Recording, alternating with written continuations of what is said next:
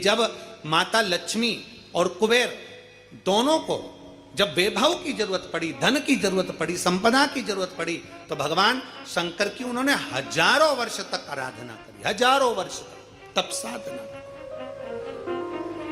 और भगवान शंकर की आराधना करते हैं, आराधना करते करते करते करते कुबेर को बहुत समय बीत जाता है, माता लक्ष्मी को बहुत समय बीत जाता है, पर शिव प्रसन्न नहीं होते, भगवान शंकर प्रसन्न नहीं होते।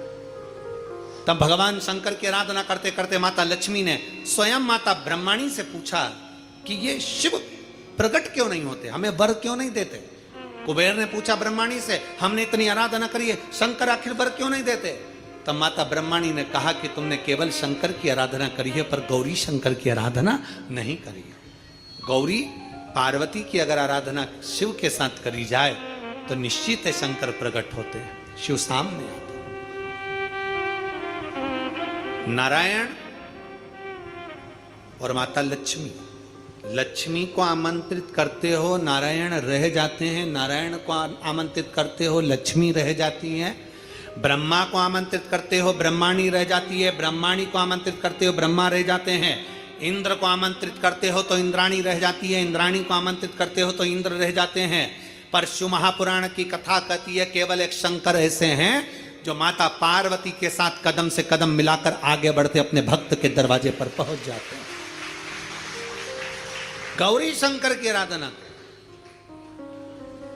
तो लक्ष्मी जी बोली मैं इतने समय से शंकर को जल चढ़ा रही हूं, मैं इतने समय से शिव पर जल चढ़ा रही हूं, शंकर प्रसन्न नहीं होते।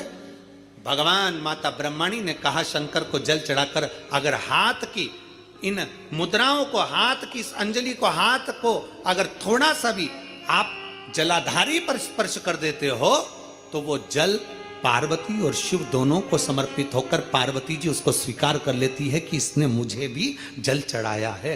केवल स्पर्श मात्र, जैसे ये शिवलिंग है, जैसे ये शिवलिंग है, ये जलाधारी है, इस जलाधारी का जो गोल भाग है, चौकोर भाग है जलाधारी का, उसका मात्र जल चढ़ाने के बाद स्पर्श मात्र कर लेने पर भी पार्वती और शिव की आराधना का पूरा फल हमें प्राप्त हो जाता है। प्रदोष काल में एक बड़ी सुंदर बात आती है। प्रदोष काल